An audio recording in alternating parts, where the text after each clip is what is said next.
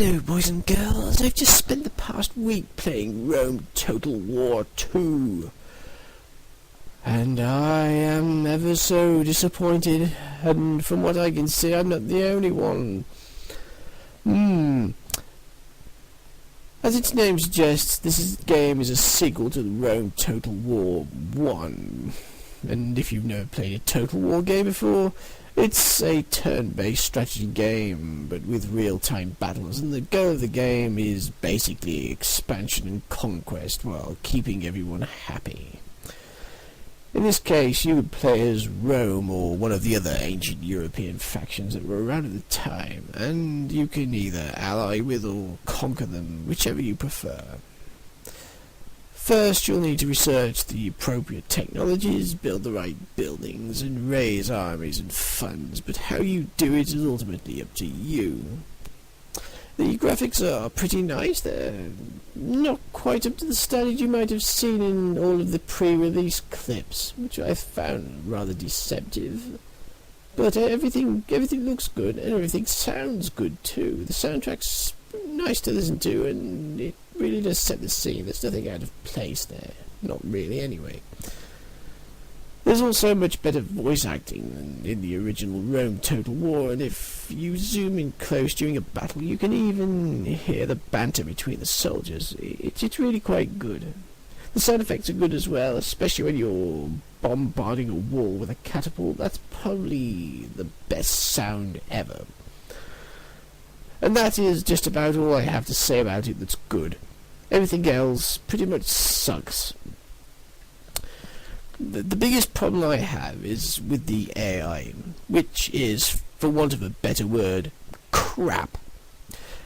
The other factions in the game never attack you. It doesn't matter what difficulty level you choose, even if they have military superiority, they hardly ever attack you. I mean, I got attacked once in about 30 hours of gameplay by some Celtic tribe that lasted all of 3 turns, but that was about it. And then there's the battles. Oh boy. It doesn't matter what difficulty rating you play the game on, it's almost impossible to lose unless you're a complete idiot.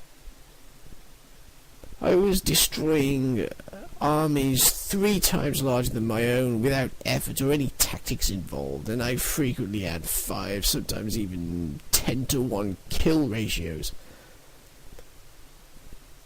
Perhaps it's because the AI tends to bring far too many skirmisher units along, but then again, that's just another proof that the AI is crap.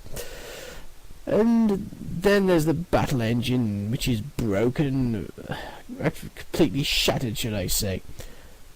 For those of you who are skeptical about how bad it is, I suggest you watch Angry Joe's videos, which I'm going to post a link to, because, well, it's quite funny, really. And now, for those of you who have played the first Rome Total War, how many of you remember how you could pin an enemy unit in place with one of your own units and then attack it from behind to break the lines, and that would demoralize it so much that it would run away almost immediately? Do you remember that? Well, I'm afraid that tactic doesn't seem to work anymore. All that happens is that the battle dissolves into some gigantic mess with soldiers everywhere, completely shattered battle lines. It's more like a football riot than a battle. And you just have to sit and watch this and hope that you win, which, as I mentioned before, is quite easy. And the controls are prone to screwing up, and some of the time the units just don't obey your orders. Especially artillery and ships. Those in particular can get stuck, and they just stay in place. They don't go anywhere or attack no matter what you do, and you can lose the game because of that. So no doubt that'll lead to rage quitting for some of you. And the naval battles, which look pretty good in Shogun 2 and Napoleon, are pretty crappy in this. They're not very realistic. Oh, yes. If you want to see how truly broken the battle system is, try pursuing a routing unit. It will not work. I was trying to kill this one unit because it kept attacking one of my settlements about 5 turns in a row, and I couldn't kill it using auto-resolve. That sucks as well. So I had to do it manually instead. This unit consisted of about 6 soldiers against my 1500. Yes, this is the AI, which some shill. I don't know what else to call them. It's got to be a shill. From the digital fix described as intelligent and adaptive, and will often surprise you with its tenacity and insight. Oh, bullshit, balderdash and piffle. How much do they pay you to say that, Sammy? No, your morals aren't for sale, are they? So, I unsurprisingly managed to rout this 6-strong army with a single unit of cavalry, and had them pursue to kill the lot so they'd never come back. And this cavalry unit, it had completely engulfed these 2 survivors, and it must have taken them nearly a minute for these 70 horsemen to kill these 2 routing foot soldiers who weren't particularly well armoured in the first place. You know, I mean, what the hell, Creative Assembly? What the hell, Sega? You know, what are you playing at? And even if you ignore the crappy AI, there are some serious design flaws in the game itself. First of all, at the end of every turn, you have to wait for the other factions to move. You've probably heard this one. But there are a lot of factions, and the game is rather complicated.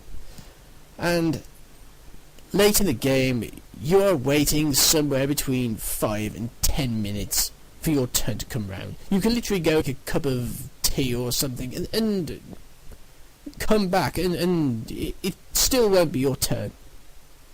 I mean, it's long enough to load a C64 of a Spectrum game on tape. Well, that's pretty. That's a very annoying feature. I mean, I could just about tolerate that. I mean, I'm not the most impatient of people, but somebody out there is going to... it's really going to upset them.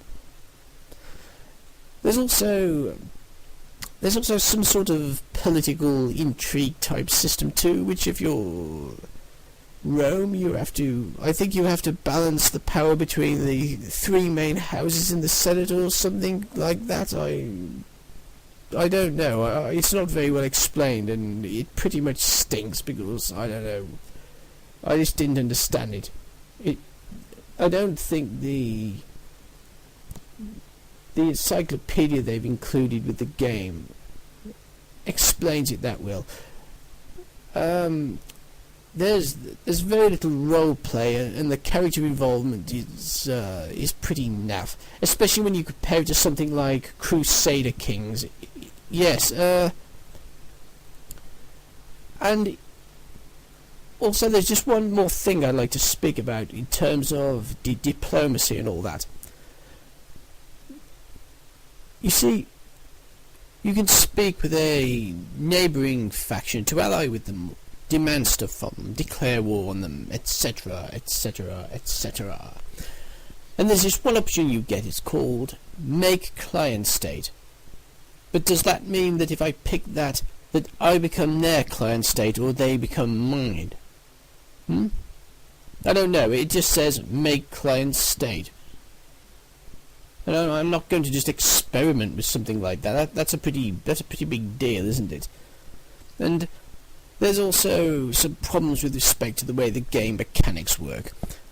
For example, you can make alliances in the game, and if you, as I've just said, you can make alliances in the game, and if one of your allies gets attacked and one of their cities gets invaded, and then you launch a successful counter-invasion, you get the city yourself, and your ally doesn't ask for it back, nor you even given the option of giving it back. It's the same with the rebel factions. I took a city from some Carthaginian rebels. I can't remember. Which one was it? It was the one on Sicily. The one on Sicily, I don't know, Panormus or something. And Carthage just didn't care either way. They didn't ask for it back. They didn't say, we hate you for taking our city from us. Absolutely nothing. And if you besiege a city by land and then try to attack it like a port, and you try to attack it by sea as well and fail, your land army breaks the siege and retreats too.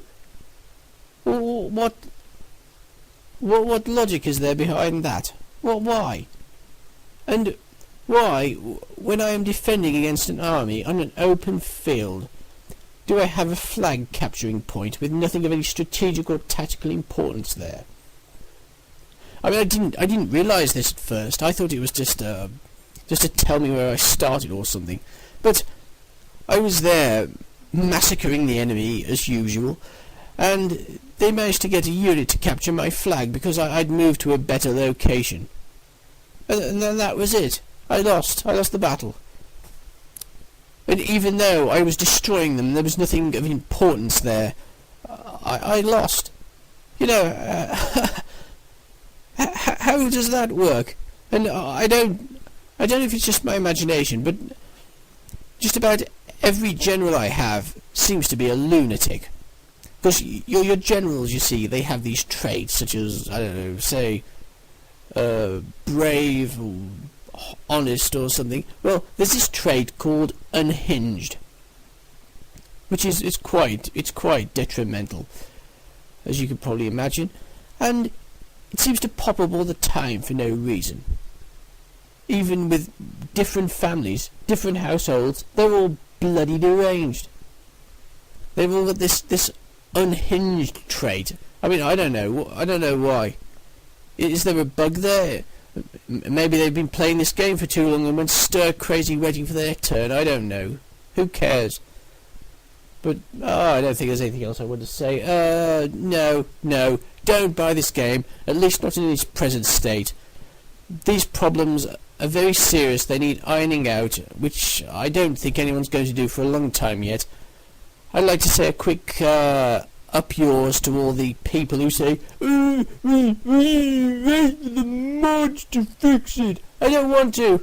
I want a proper game now, not I don't know, months down the line for when the modders get their act together. I don't know. I shouldn't have to do that. That's a pathetic excuse. They can't get it right. They should wait another month and iron out all the bugs. Pathetic. So no, that's the review done. That's all I want to say. See you next time.